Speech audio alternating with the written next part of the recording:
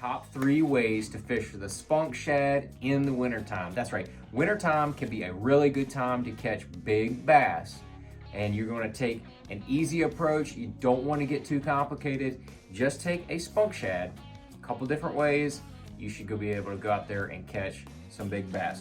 Number 1, you've heard it called the Demii Rig. That's because the little Demii armor shad works really well on a jig head just like this. This is designed for an armor shad or any kind of little fluke style bait, but the Spunk Shad 3.0, that little one, is absolutely dirty.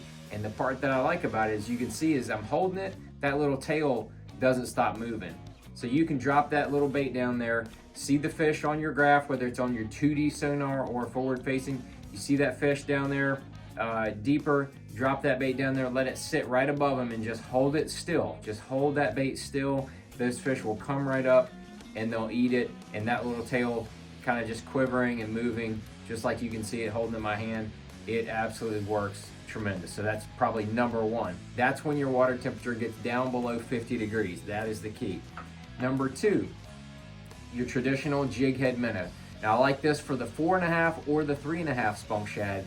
Does very well. You don't need a giant hook here. You want something with a little bit smaller hook. This is just a regular 3/0 hook in the 4.5 inch. Just anything 1/4 ounce or 3/8 ounce, 10-pound fluorocarbon leader, maybe even 8.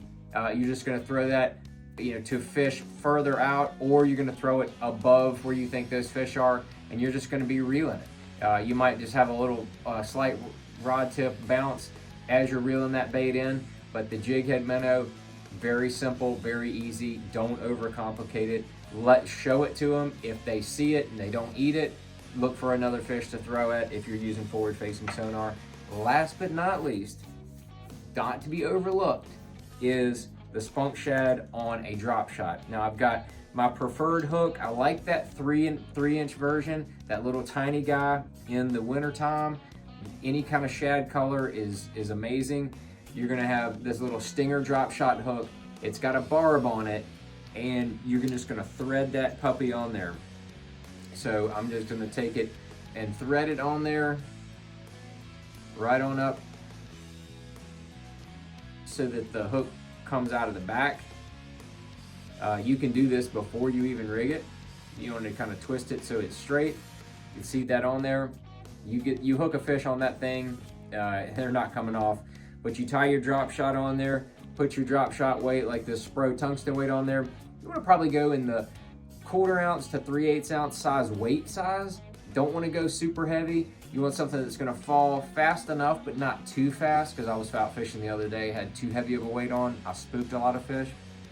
But you want to have a pretty long leader length, something in the, I'd say 18 to 24 inch range, something, a pretty long leader.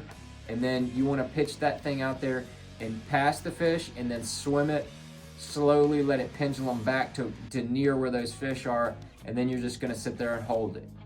Get it near where those fish are, just going to hold it, and don't overwork it. It's winter time.